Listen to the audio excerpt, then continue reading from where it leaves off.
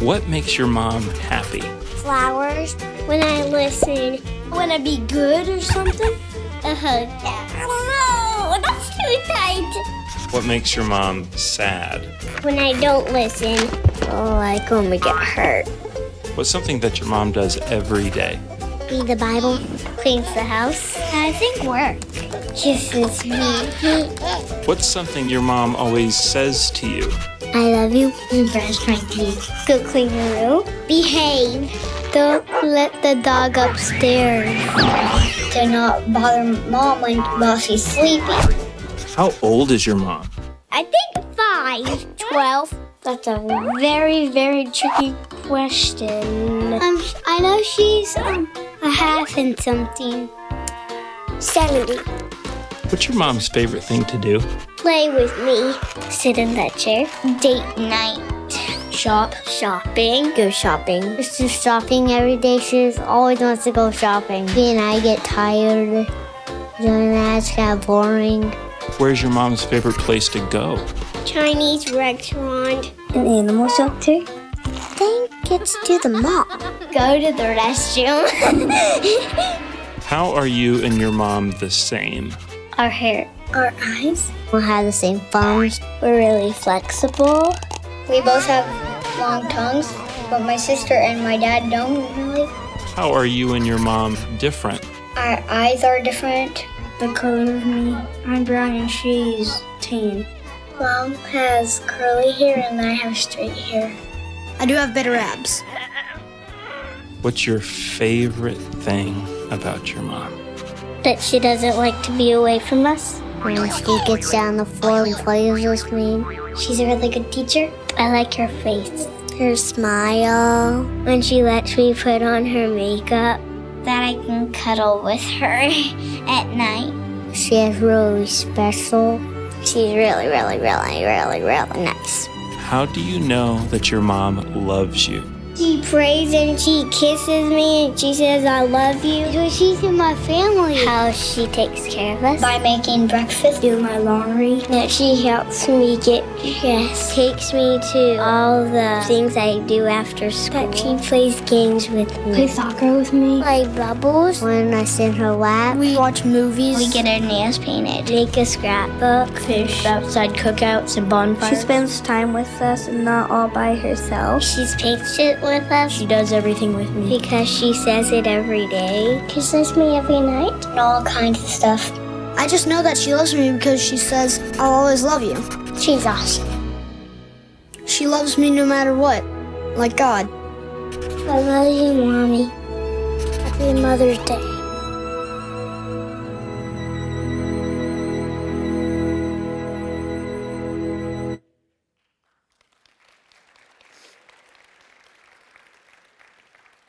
To all our mothers, I want to say a special Happy Mother's Day.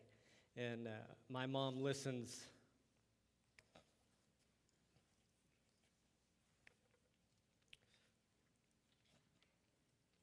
My mother listens to every message. And I just want to say Happy Mother's Day to my mother. And I'm done. That's it.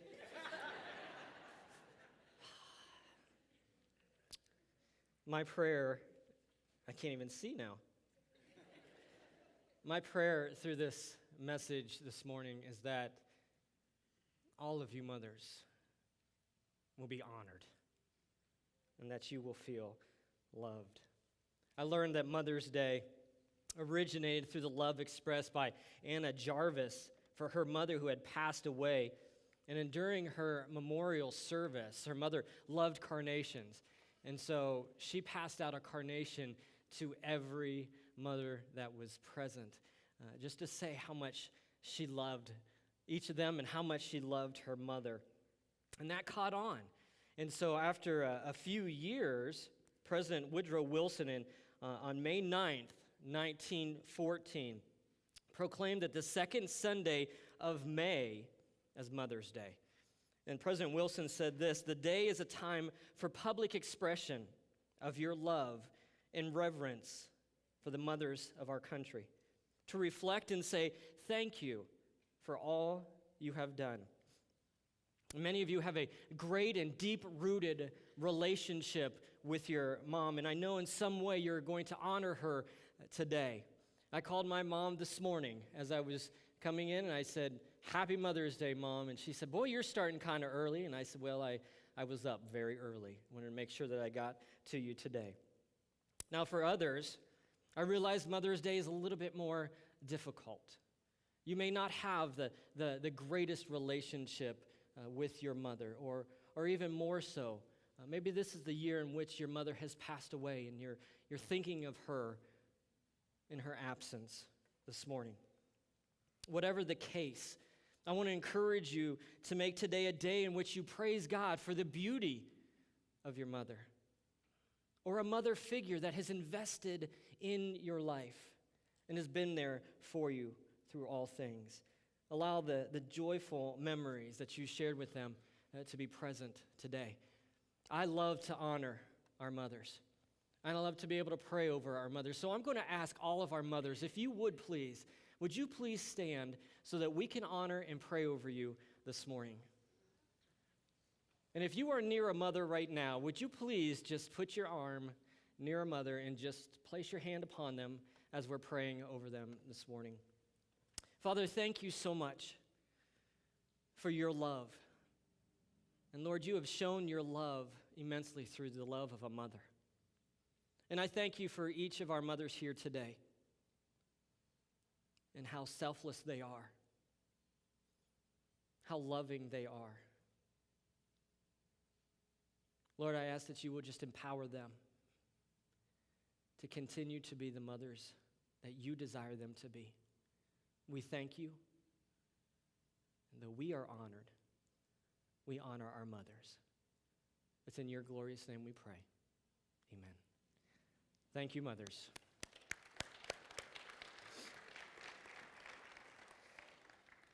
Author John MacArthur said this about mothers: "To be a mother is by no means second class.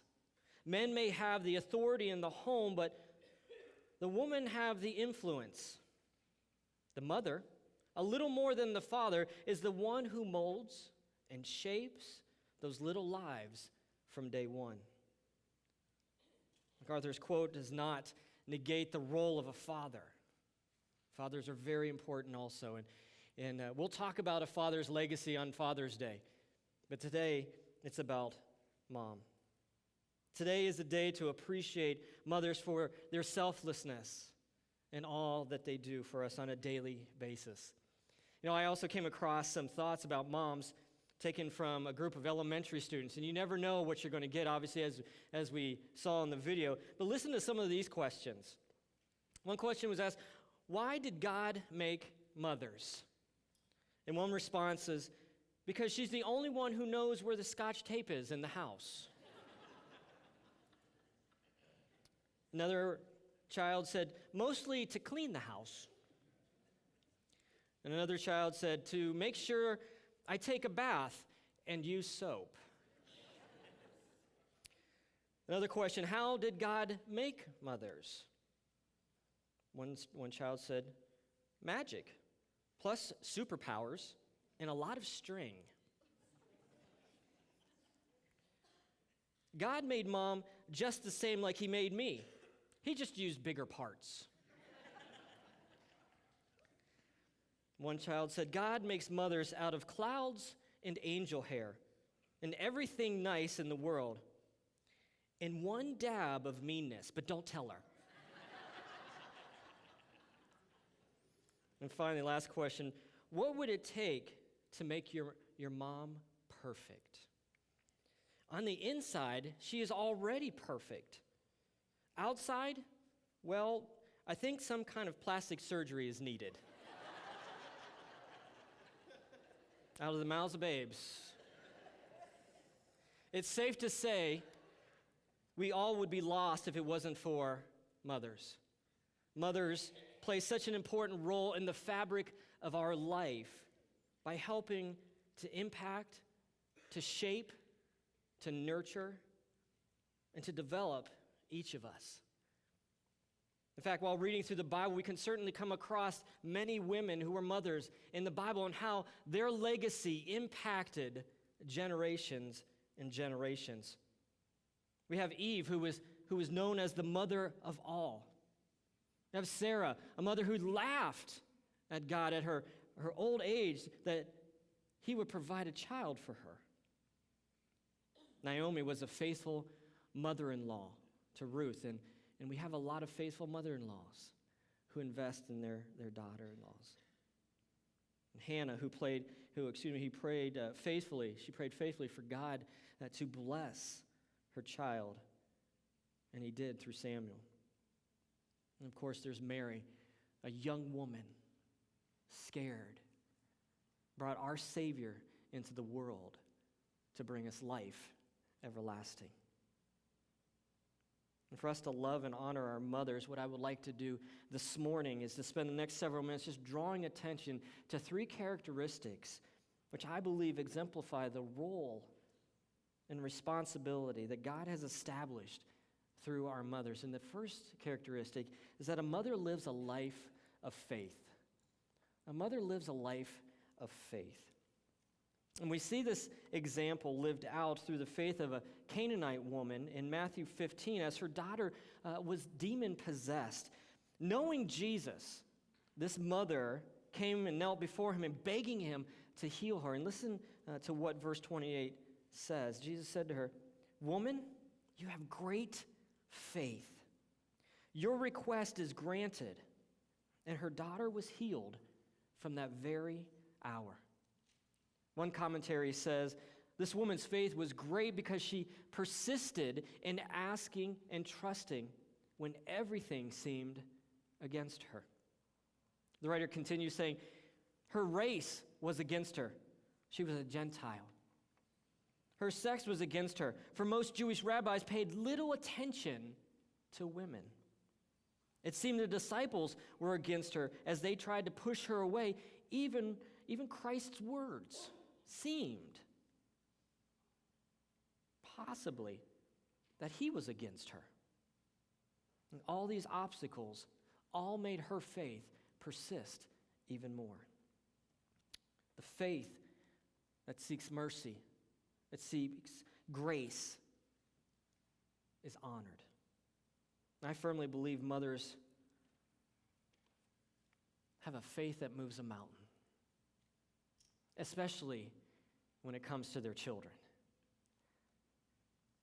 I know there are mothers who faithfully season their children in prayer every day, whether they're in their presence or in their absence. And my wife is one of them.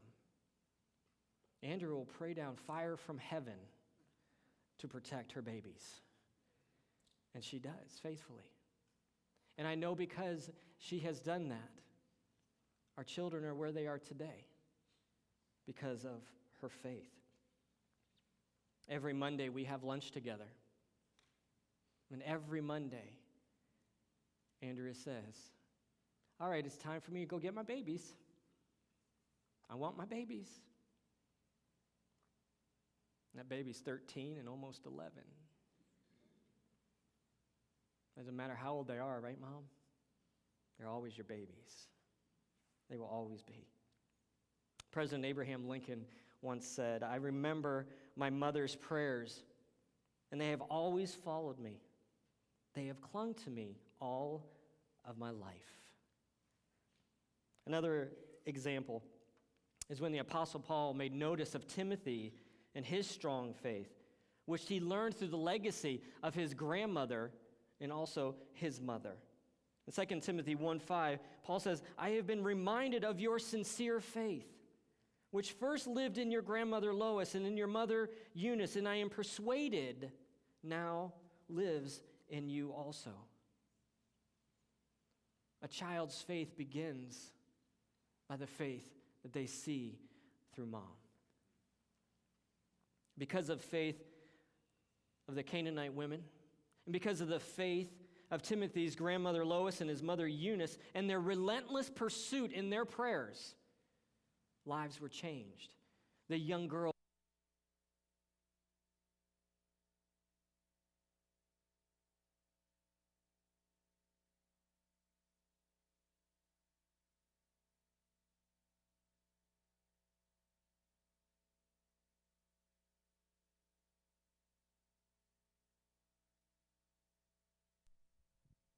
Should have had my mother pray over my batteries.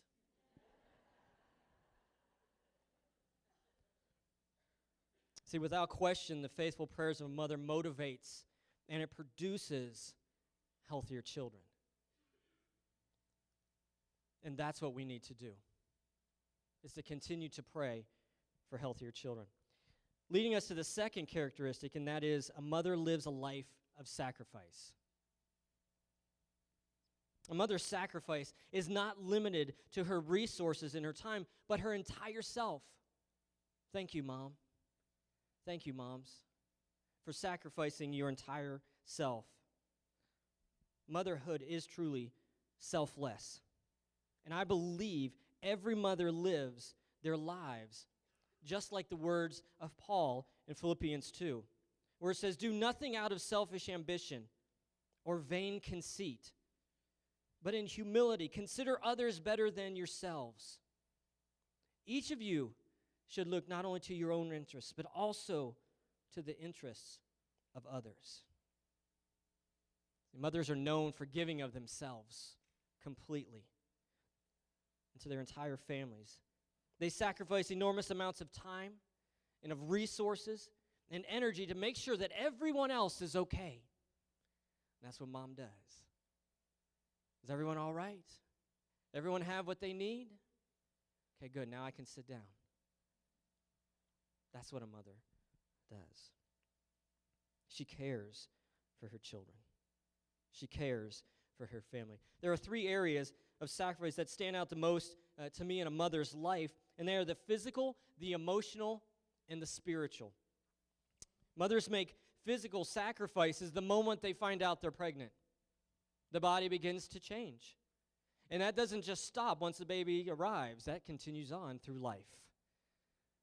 Mothers, thank you. Thank you for that. But not only to mention that, but the daily tasks that mothers undergo, getting children from here to there, doing specific tasks, making sure that everything is functioning, making sure that their children are healthy. Motherhood often is a very thankless job, but we are here today to say thank you. Thank you for all that you've done. Mothers make emotional sacrifices, as no one has more of an emotional investment in a child than a mother does. Now, that's not saying, again, that fathers are disconnected, that they're not really emotionally connected to their kids. That's not what it means. God designed mothers to be the nurturers. God designed moms to reach out and emotionally connect with their children on a daily basis while they deny themselves of what they need. Thank you. Thank you, moms. Mothers make spiritual sacrifices by diligently working to not force their own beliefs on their children, but allowing them to find their faith in God. And that's a tough one to do, because you want your children to grow up in the Lord. You want them to know Jesus, but you can't force them to know Jesus. You can live it out for them to know Jesus.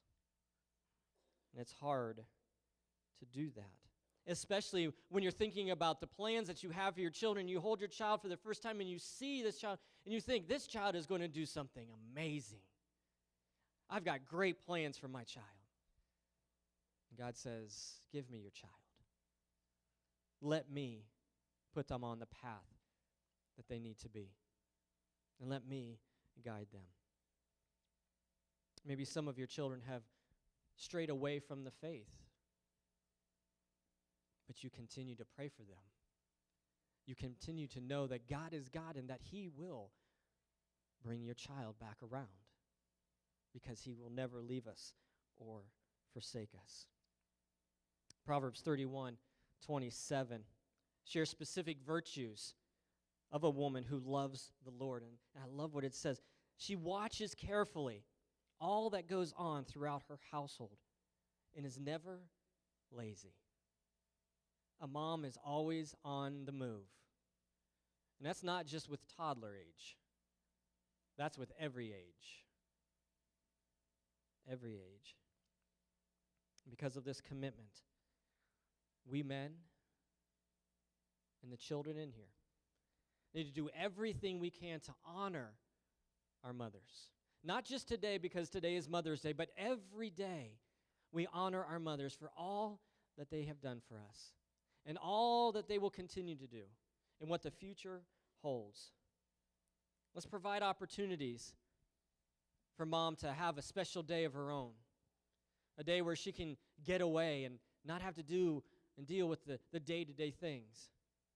Teaching our kids that the vacuum cleaner gets plugged into the wall and it works. Teaching them to scrub the floor with a mop that's actually wet. Teaching them the responsibility of laundry. That pinks don't go with whites. And the more that we invest in our mothers, they become rejuvenated, more effective, and we can show them more appreciation every day. Which leads us to our third characteristic, and that is a mother lives a life of endless love. A life of endless love. 1 John 4:19 reminds us, we love because he first loved us. God set the tone for what love looks like and how significant love is. And without question, a mother's love goes beyond what most can even comprehend. I love my children. I will do anything for my children. But when I look at Andrea, I see a different kind of love for our children. A love that goes beyond what I can comprehend. The endless love of a mother shares a love that has no condition. It fuels life. When life gets rough, a mother's love gives strength. It gives power, encouragement, and joy, and clarity to express that all things are under control and that God has things all together. That we need to trust God in all things. That's a mother's endless love. There's a book in which was given to Andrew and I when our son Corey was born, and maybe some of you know this book. It's entitled Love You Forever. And it's a book that we would read to Corey. We'd sit in a rocking chair and we'd wrap him up in a blanket. This actually was my blanket when I came home from the hospital almost 42 years ago. And we'd wrap him up and we would read this book to him. And if you've never read this book, I want to encourage you to get a copy of this book. And if you have read this book, then you know what this book is all about. But I want to give you a glimpse of this book. In this book, we have a mother and her newborn baby. And what she would do is she would, every night, she would come into her child's room. She would pick him up, wrap him up in a blanket, sit down, and rock him back and forth. And she would sing, I love you forever. I like you for always. As long as I'm living, my baby, you will be. And the beauty of this is it goes through the journey of this child's life to the next phase when he's a toddler and he's taking watches and he's throwing it into the toilet. He's pulling toilet paper all over. He's being a toddler. He's destroying things. Mom cleans it up, turns around, the child has destroyed something. And the nighttime comes, she crawls into his room while he's sleeping, picks him up, holds him close, says, I love you forever. I like you for always. As long as I'm living, my baby, you will be. Well, that toddler turns into a teenager. And we know what teenagers are like. I'm learning. They do all kinds of weird things. They start to talk back and start slamming doors. But Mom still, in the evening, comes into his room, picks him up, holds him close and sings, I love you forever, I like you for always. As long as I'm living, my baby, you will be. Well, the time comes for this child now to move away, go off to college, get his own place. And mother has aged significantly. And one night she comes into his home, sneaks into his room, picks him up, and the big boy that he is, holds him close, says, I love you forever. I like you for always. As long as I'm living, my baby you will be. Now the story takes a twist. The twist is the son gets a phone call from mom. Mom says, I'm not doing well, son. I'm dying. Come be near me. And so the son comes while his mother is sleeping, and he picks her up and rocks her back and forth. And he says, I love you forever. I like you for always. As long as I'm living, my mommy you will be. It's a beautiful story. It's a beautiful story of an endless love. And as that son leaves his mother, he goes home and picks up his little girl and sings a song that his mother sang to him. I love you forever. I like you for always. As long as I'm living, my baby, you will be. That's a legacy of an endless love. A mother's endless love is also shown as she dedicates her child to the teachings of God, setting that example for the child to follow. Hannah understood this in 1 Samuel 1 when she prayed to God for the blessing of her son, Samuel, to be dedicated to following God's lead. Listen to what verses 27 and 28 say. I prayed for this child, and the Lord has granted me what I asked of him. So now I give him to the Lord. For his whole life he will be given over to the Lord.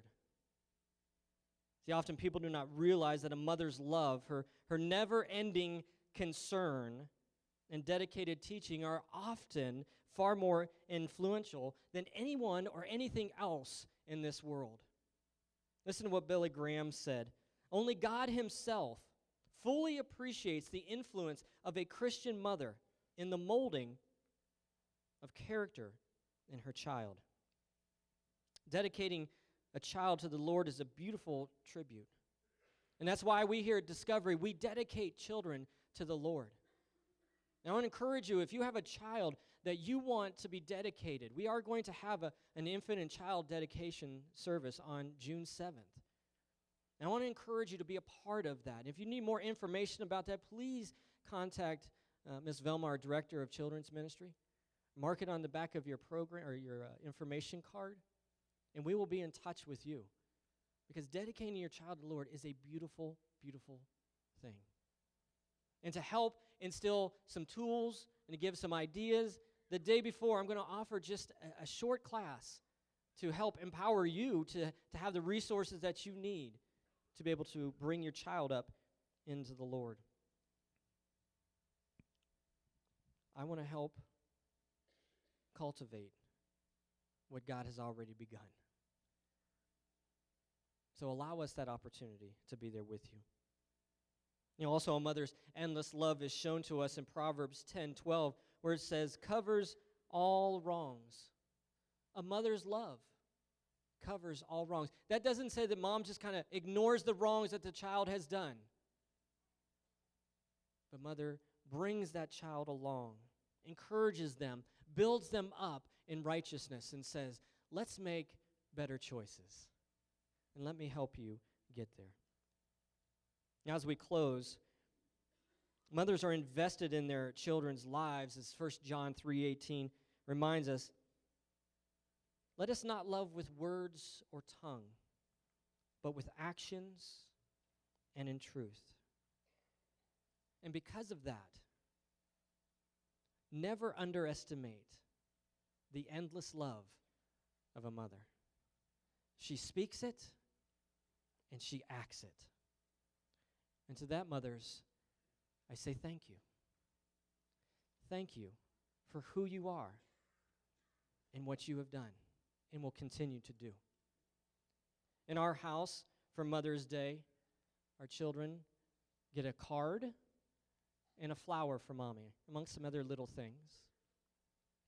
And I began to think, if God was to give every mother a flower and a card, what would the card say? And I believe this is what God would want our mothers to hear. Mother's Day is a day not only to thank you for your dedication as a mom, but to also encourage you to continue to instill the values of faith, goodness, knowledge, self-control, perseverance, godliness, kindness, and love in your children's life. The lessons you teach your children will guide them. They are lights of hope, direction, and food for the souls. Continue to encourage and build up your children daily. Help them to identify and get rid of everything that hinders their lives. Challenge them to run with endurance the race of life, which I have marked for them. And through your selflessness, teach them what faith and courage looks like. And you can do all this because you are brave. Never forget, you are worth more than diamonds and gold. You are clothed with strength and dignity, and you speak with wisdom and faithful instruction. Your words really do matter. Above all, thank you for faithfully loving me. Because of your heart's desire to live your life for me, the legacy you leave behind will infect generations and generations to come. Happy Mother's Day, my child, with all my love, God. Mothers, thank you. Thank you for all that you do. Thank you for being you. And thank you for giving us the opportunity to honor you.